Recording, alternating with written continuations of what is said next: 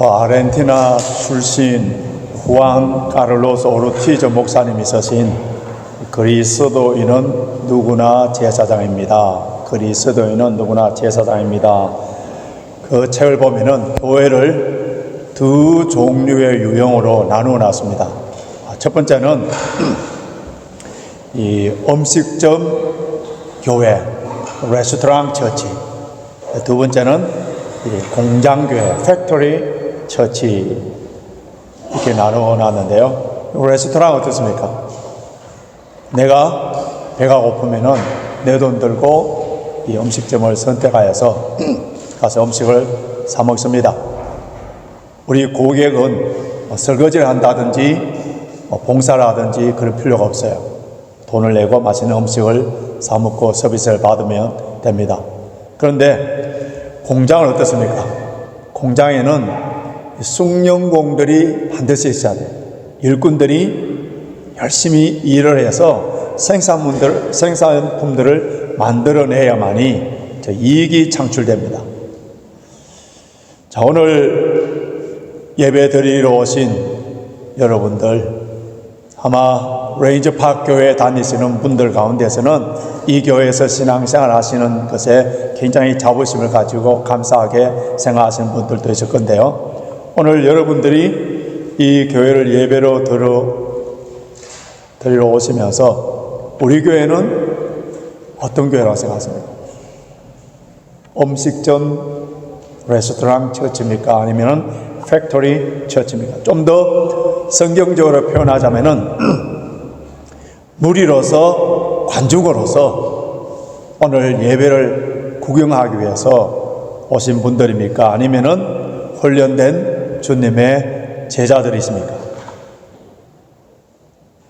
고객은 왕이다 라는 요즘 이 슬로건 표처럼 마치 레스토랑에 온 기분으로 교회 와서 예배 드리시는 분은 제가 알기로는 우리 교회에 한 분도 없는 줄 믿고 있습니다.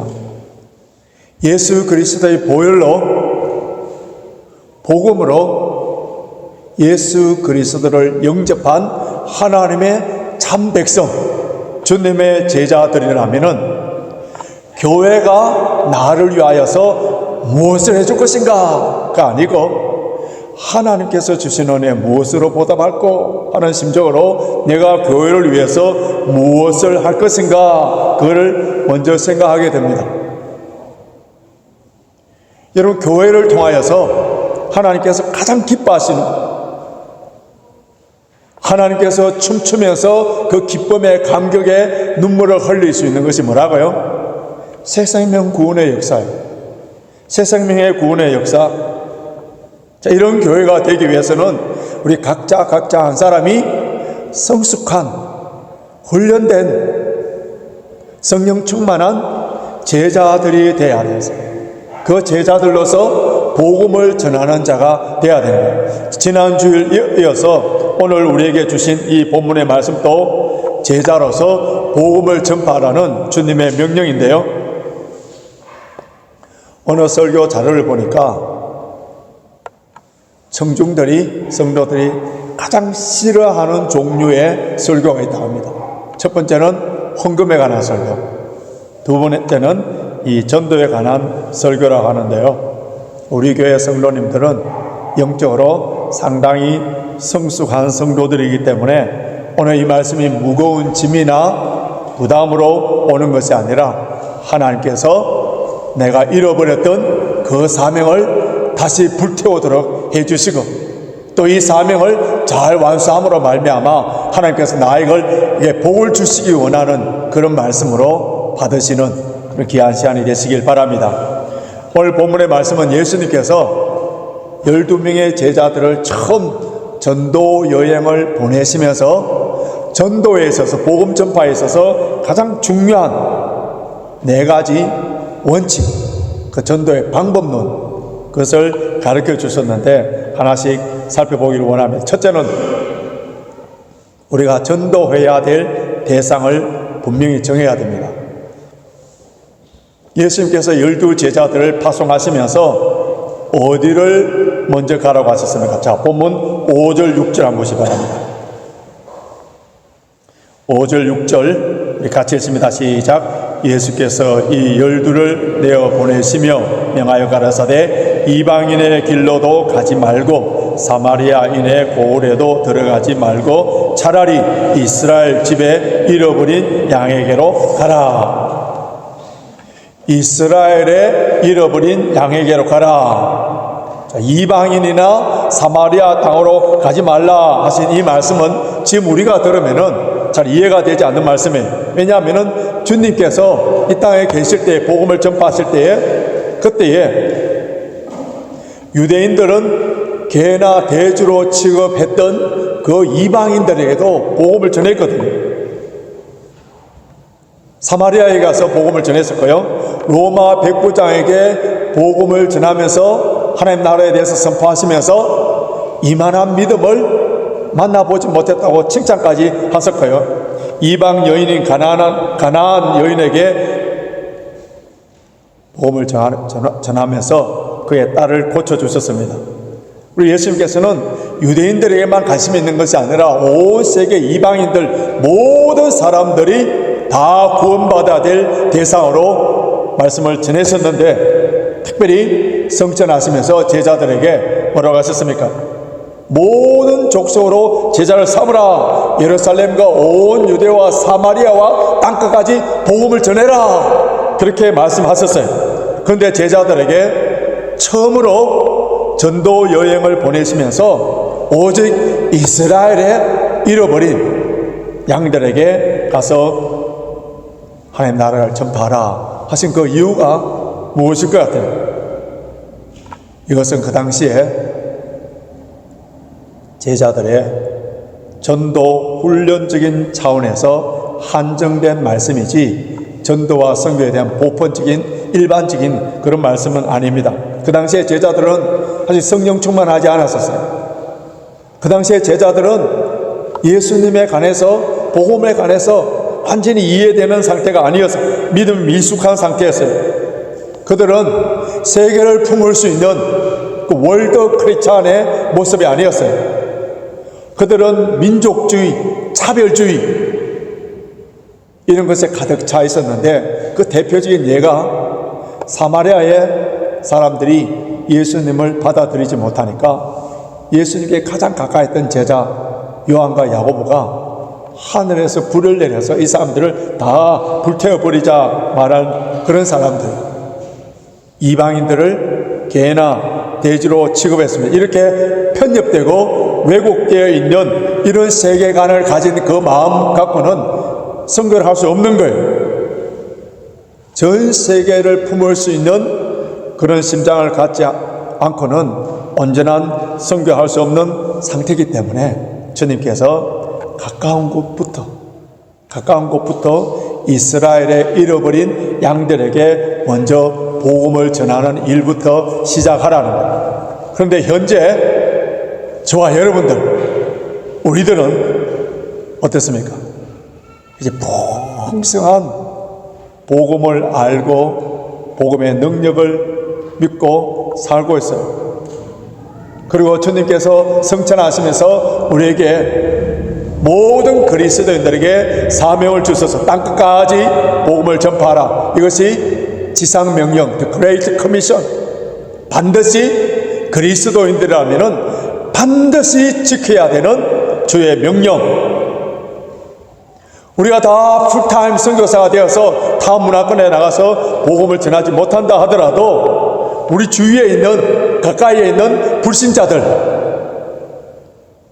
거기서부터 복음을 전하는 일을 하라는 거예요. 먼저 우리 모국으로 쉽게 의사소통할 수 있는 그러한 사람들,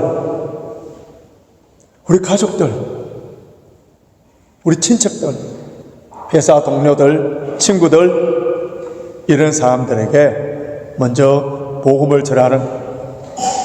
근데 이 복음을 전하는 일, 저와 여러분들이 지금 복음을 전하지 않는 것이 저번에 제가 말씀드린 것처럼 guilty silence, 이것이 얼마나 큰 죄인가 그 복음의 긴박성을 깨달아야 되는데요. 복음을 전하는 일에서는 지체하지 말라는 겁니다. 자, 7절 한번 보시 바랍니다. 본문 7절 우리 같이 읽겠습니다. 7절 시작. 가면서 전파하여 말하되 천국이 가까웠다 하고 가면서 전파하라. 복음의 긴박성에 지체할 겨를이 없다는 거예요. 그래서 사도 바울은 때를 얻든지 못 얻든지 때를 못 얻었는데 어떻게 전합니까? 그럼에도 불구하고 복음을 전하라는 거예요. 나는 초신자라서 신앙이 아직 미성숙하기 때문에, 그리고 복음을 전하다가 핍박을 당한다든지 수치를 당할 수도 있고, 또 지금까지는 좋은 인간관계를 형성했는데 괜히 복음을 전하다가 이 관계가 깨어지면은 어떻게 될까? 이런 핑계를 대지 말고 입을 열어서 복음을 전할 때에 성령께서 역사하신다는 거예요. 요즘 우리 교회 새벽 기도에 사도행전을 살펴보고 있습니다. 요즘 감사하게도 우리 교회 새벽 기도가 점점 부흥돼서 수요 기도회보다 더 많은 숫자들이 나옵니다.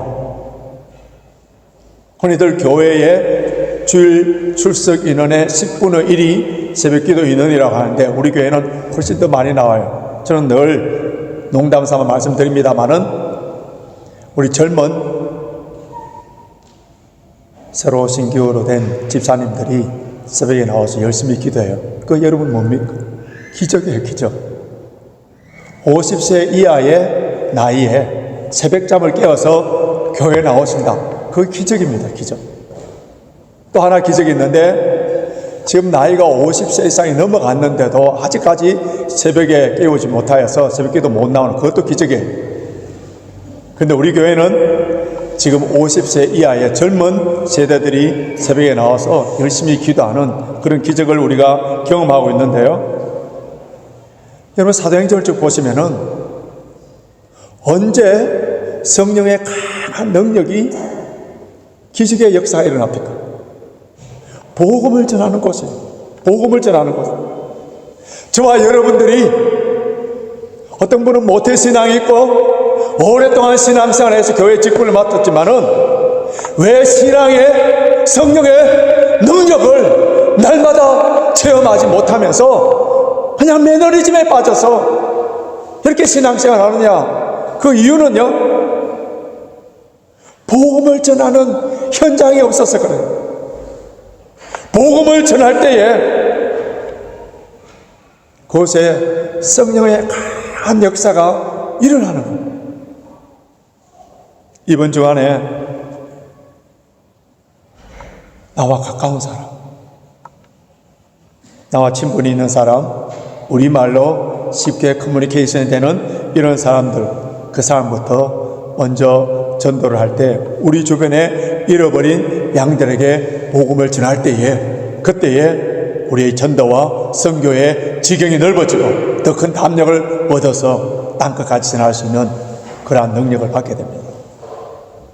둘째로 우리가 전해야 되는 메시지가 분명해야 되는데요. 우리가 무엇을 전해야 되느냐 하면 다시 7절 한번 보시기 바랍니다.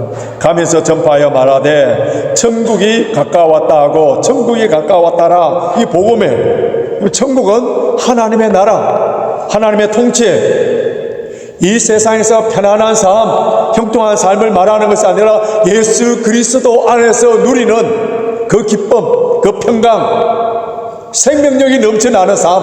이거는 물질이 많고 적고 건강하냐 건강하지 않느냐 그거하고는 아무 관계없어요. 하늘로부터 내리는 그 기쁨과 평강이에요. 하나님의 백성으로서 새로운 삶, 능력 있는 삶, 생명력이 풍성한 삶, 이것이 하나님의 통치함을 받는 사람들에게 나타나는 현재적인 천국이에요. 물론 우리가 예수를 잘 믿으면은 하나님의 말씀을 잘 지키고 순종하면 복도 받고 영구축도 받고 귀신도 물러나고 자녀들이 형통케 되는 그런 복도 받습니다. 그러나 이것이 우리의 신앙의 목적이 되어서는 절대로 안 됩니다. 그러면 이 세상은 마귀가 지배하는 세상이에요. 악한 사탄이 지배하는 세상이에요. 마귀들은 불신자들의 영혼을 얽어매기 위해서 세상의 것들을 막 퍼주는 거예요. 그래서 그들을 지옥으로 끌고 가는 거예요.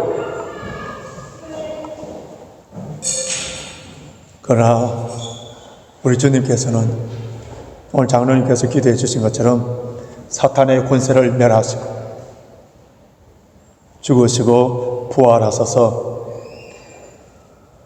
누구든지 예수 그리스도를 믿으면 이 사탄의 권세에서 해방되어서 참된 자유를 누릴 수 있는 거예요. 그렇기 때문에 우리는 불신자들에게 예수를 믿게 하여서 그들에게 현재적인 천국을 누릴 뿐만 아니라 미래적인 천국, 영생 받도록 해줘야 됩니다. 그러기 위해서는 현재 내 자신이 항상 기뻐하고 범사에 감사하고 하나님의 통치함을 받고 있는 현재적인 천국의 모습을 보여줘야 해요. 여러분, 우리 기독교 복음이 전파되는 일에 있어서 가장 방해 세력이 여러분 누구라고 생각합니까? 얼핏 생각하면은 모슬렘, 아니면 공산주의, 아니면 무신론자, 이런 사람들 때문에 복음 전파되는 것이 방해 세력이 아니라 어떻게 보면은 먼저 믿는 저와 여러분들이에요. 왜냐하면은 예수를 믿고 하나님의 통치를 받고 있다는 사람이 맨날 부부싸움하고 불행하고 세상 사람들이 부자와 출세된 것을 부러워하고 시기 질투하고 이러한 모습, 행복하지 아니하는 모습, 감사하지 아니하는 모습, 이러한 삶이 전도에 있어서 가장 큰 방해 세력이에요.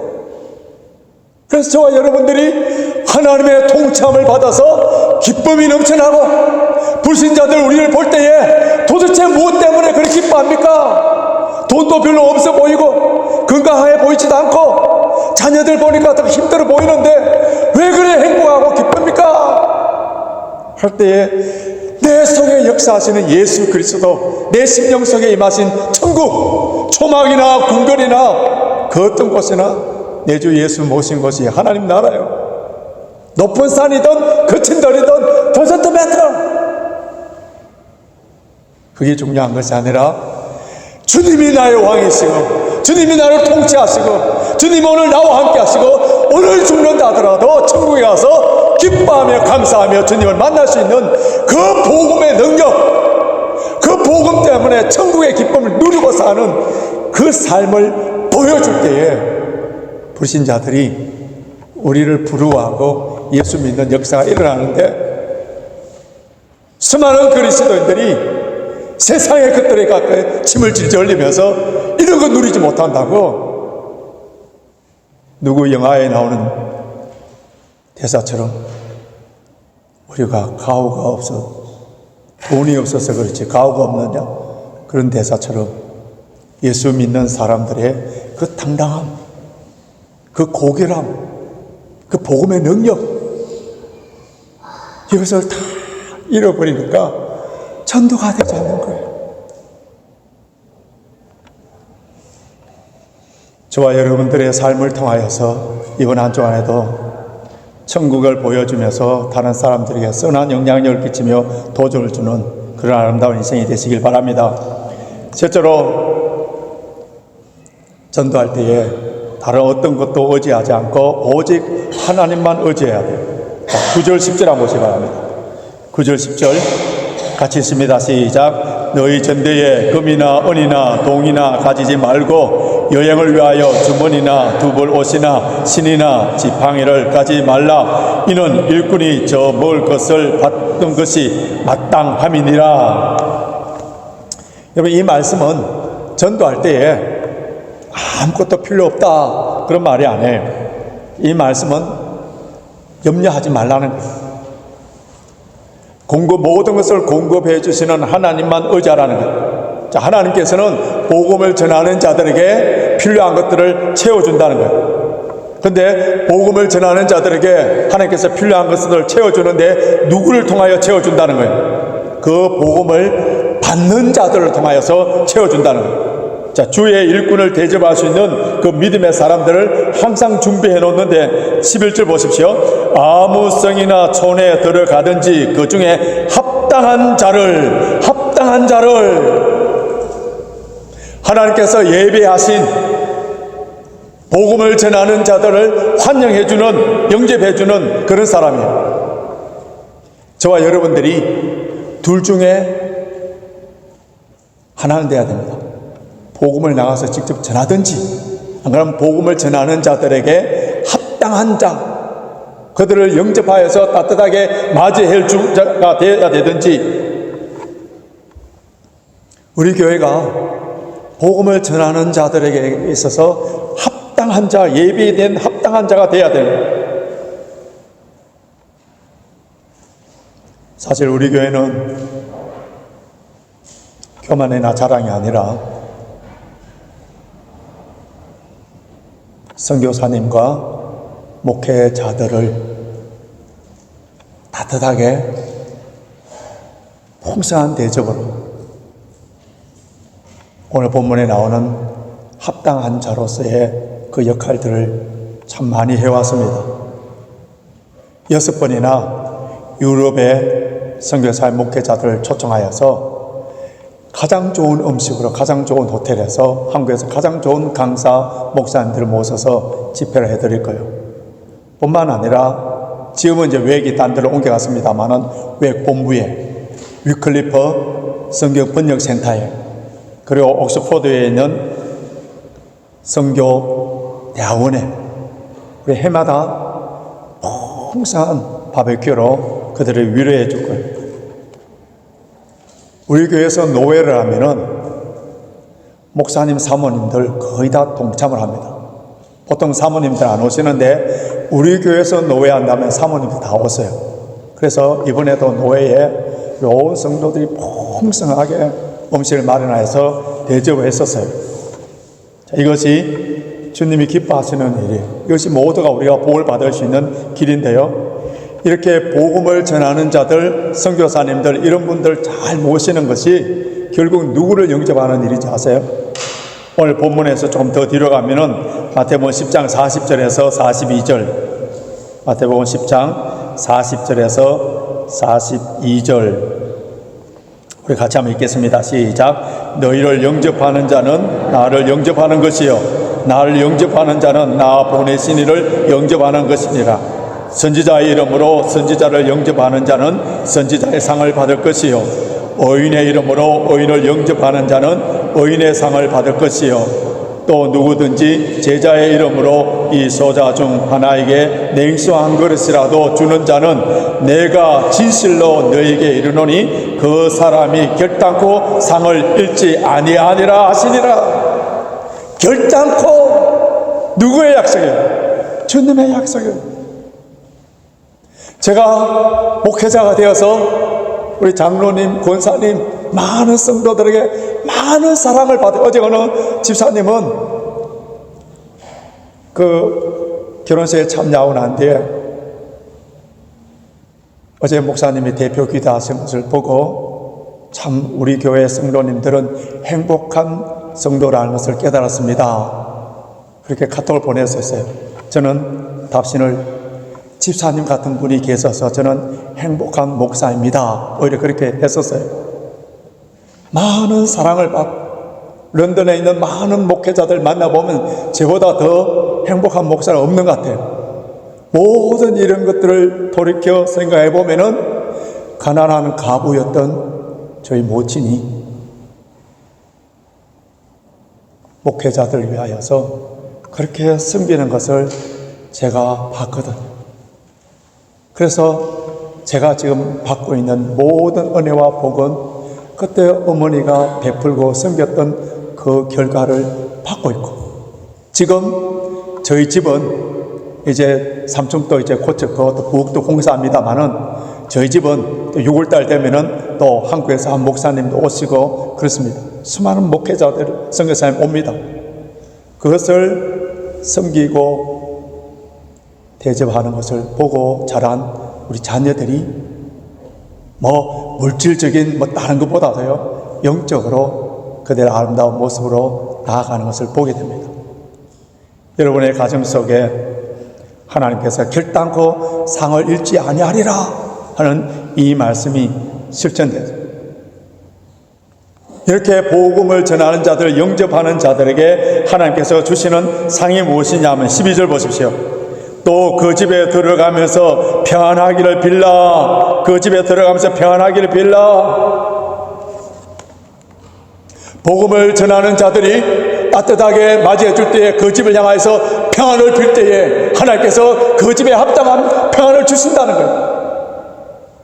그 평안이 그 집에 합당하지 않는다면 그 빈 사람들에게, 그래서 우리가 성도들이 집에 갔을 때에 먼저 자리에 앉아서 기도하는 것은 뭡니까? 주여 이 집에 평안하기를 원합니다. 먼저 평안을 비는 거예요. 복음을 전하는 자들 영접함으로 말미암아 평안을 받아 누리는 모든 성도들이 되시길 바랍니다. 넷째로 복음을 전할 때에 배척을 당하면은 포기하지 말고 다른 곳에서 계속 복음을 전해야 됩니다. 자, 14절 한번 보시기 바랍니다.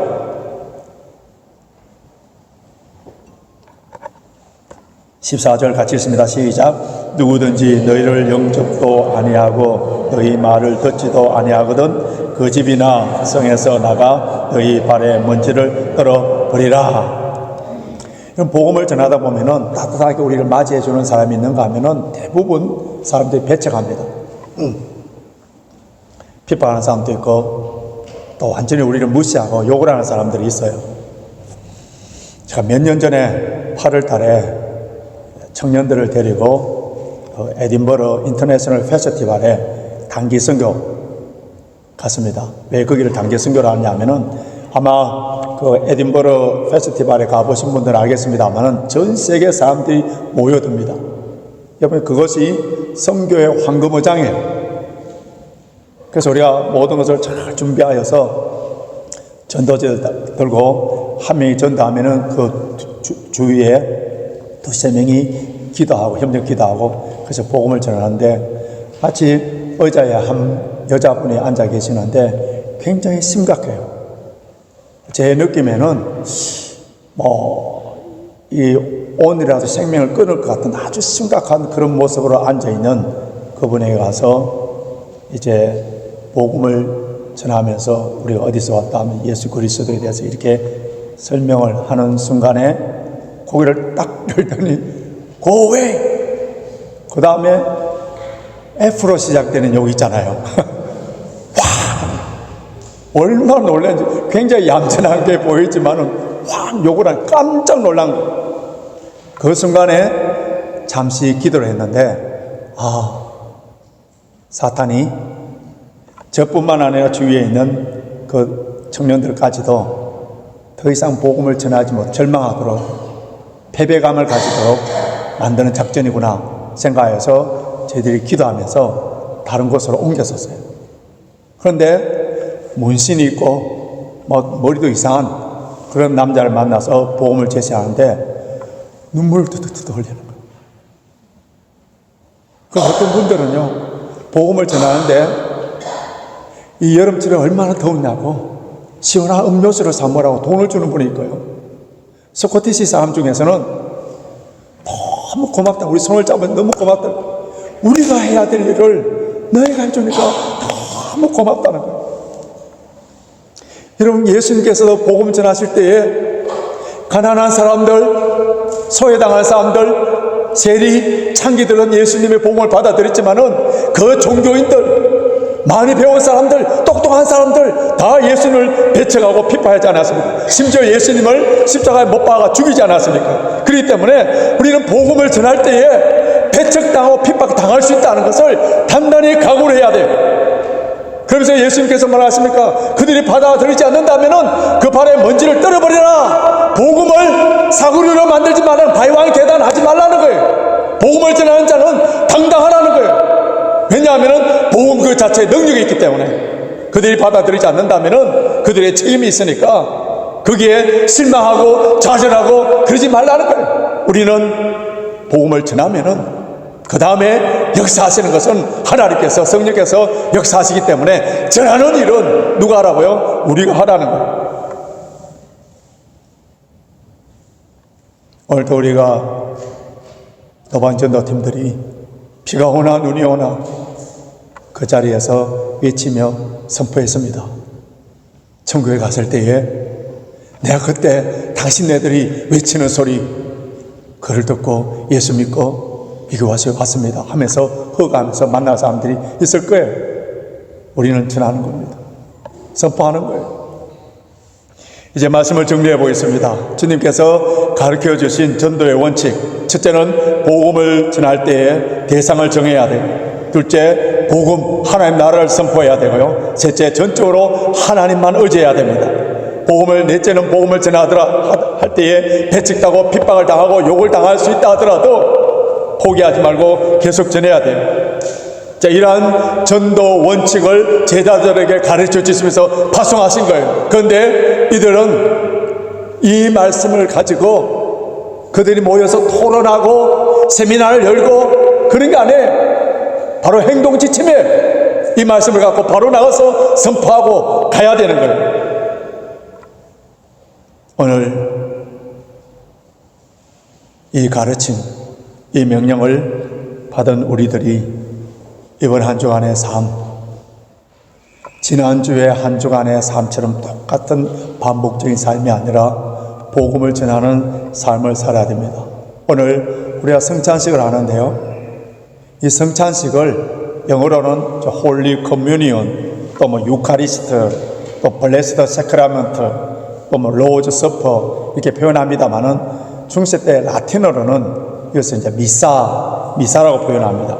이 미사라는 말은 보내다, 파견하다, 미토에서 나온 단어인데요, 이 미토라는 이 동사 단어에서 미사도 나오고 미선이라는 단어도 나왔습니다. 저와 여러분들이 오늘 주님의 살을 먹고 주님의 피를 마시고 하나님의 은혜와 하나님의 능력을 받은 우리들은 이제 어떻게 된다고요? 세상으로 파송되는 선교사예요. 그래서 어느 교회는 예배 드리고 나가는 저 출구에다가 당신은 이제 당신의 선교지를 향합니다. 당신은 이제 당신의 선교지로 향합니다. 이 팻말을 붙여놓은 거예요.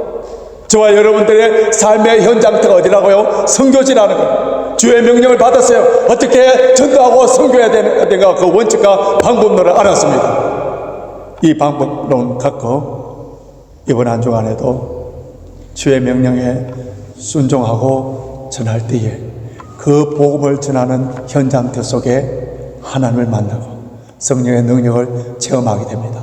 이러한 승리를 경험하고 이번 주일날 오는 주일날 다시 만나는 그러한 성도들이 되시길 주님의 이름으로 축원합니다.